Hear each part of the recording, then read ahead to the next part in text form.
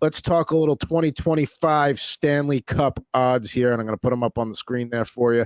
And that's the full 32 teams there. Obviously on the right side, we're not going to talk about too many of those teams. The fact that the only thing I will say on the right is the Ottawa Senators being at plus 4,200 and being above teams like Islanders and even the Capitals, I felt like should have been at least above the Blues and maybe the Penguins. I don't know. Don't want to spend too much time on the right side there. But on the left, Edmonton comes in at the favorite as plus 850 with Florida right behind them. Anthony's Devils at plus 1,100. How does that make you feel seeing them so heavily favored after the offseason they had? I mean, it's got to make you feel good, but it's still off season, not accounting for any injuries or anything like that taking place. And I think they were that high last year. Once after the end of the postseason, they got that high that last year as well. But hey, I'm happy about that. I'll take it. I do like the Nashville Predators at plus 1,600. See, that's going to be the one that people are going to jump on for sure. That's going to be the popular pick there. But hey, at plus 1,600, why not, right? Yeah.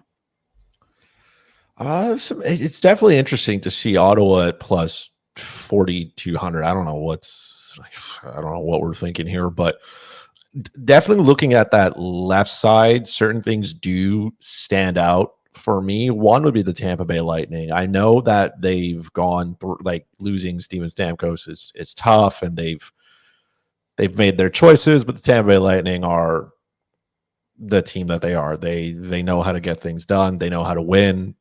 It's one of those things. Sometimes maybe they try to make another run. It's not impossible. It would not shock me to see them do so.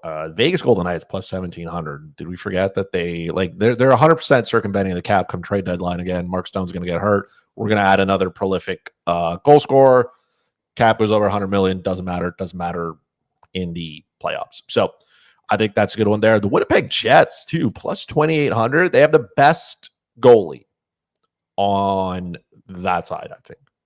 No matter how good the other goalies are, Connor Hellebuck is elite. Their defense is good. As a team, like, they're still kind of put together. There hasn't been a ton of change, and I think that's okay. They had a really tough matchup against Colorado, and Colorado, man, like, they did what they needed to do. The Jets could have finished first and not had to deal with that. Instead, they did. So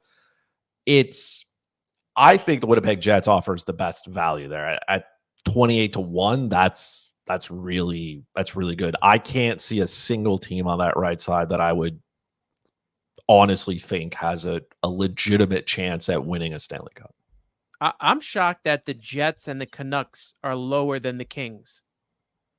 I think the reason the Canucks are lower is they did lose Elias Lindholm, and I think that's why Boston at plus 2,000 actually isn't bad, because if they were, they pushed the eventual champs to 7 games in the second round.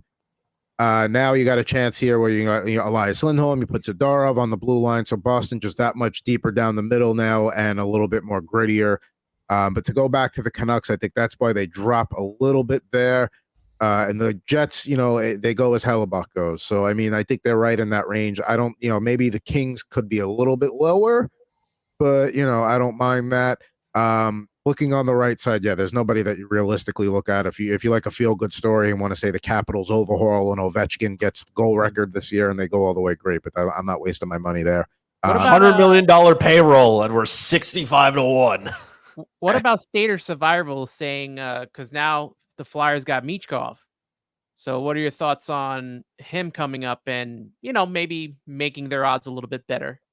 I agree that I think the Hurricanes are probably a little inflated right now, but I'm not ready to say, oh, Carolina stinks. Like, that's not where I'm going. Like, I don't think they're missing the playoffs, but they do have something to prove with what they're going to be treading out going into next year.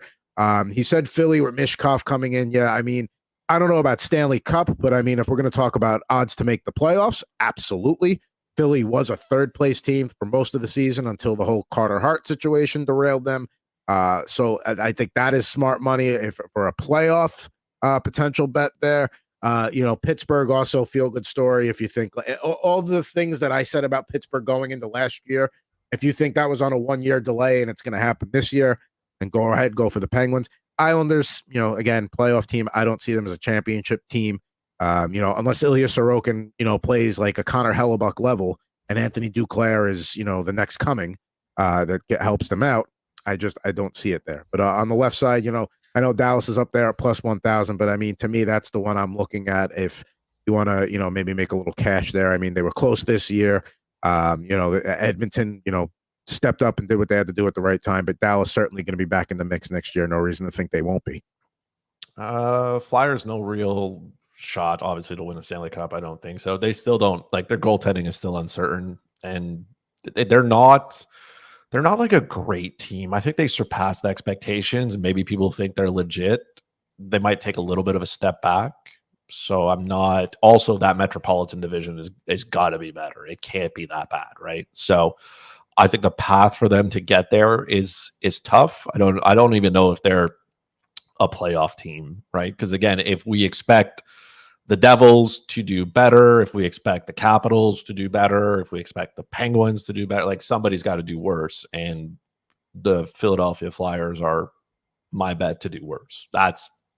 I would see them regressing more than anything, not moving forward. They could be more likely a lottery team than a good hockey team. I mean, when you creases Samuel Larson and Ivan Fedotov, that's probably the more likely scenario there. But I do expect Mishkov to inject some life into that lineup, especially offensively. All right. As long as Torts doesn't, do anything to mess with him, we should be fine. I am expecting Mishkov to be a healthy scratch at some point. Oh yeah, because of his poor defensive play or something. But I'm hoping it's not like game 6 into the year. You know what I mean? And maybe later on during the year, trying to send a message or something. But not. Oh, you can book that we're going to be talking about Mishkov being benched in like mid-November. Like, book it. It's going to happen. That's I'm trying not to.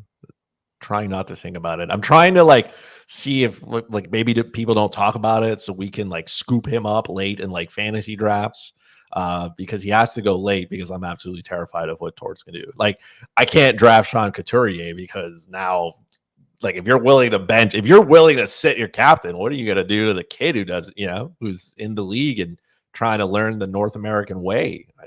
One bad puck turnover in the neutral zone, and Mitchkov going to be hammered to a bench. Yeah, Tortorella has a way to screw a random fantasy week for you, because he benched a key player that was going to win faceoffs for you, and then he didn't play for 2 games or something stupid like that. But I think also maybe that kind of Tortorella mentality is starting. He's getting, maybe not to say too old for that, but I don't know if he's going to do that as much this year. But you never know with him; he's a wild card. So we'll talk updated odds. We're going to try to do a different odds every week here. We'll do Eastern Conference, we'll do Western Conference, divisions, awards, etc. We'll keep that going throughout the summer here on Total Hockey Now.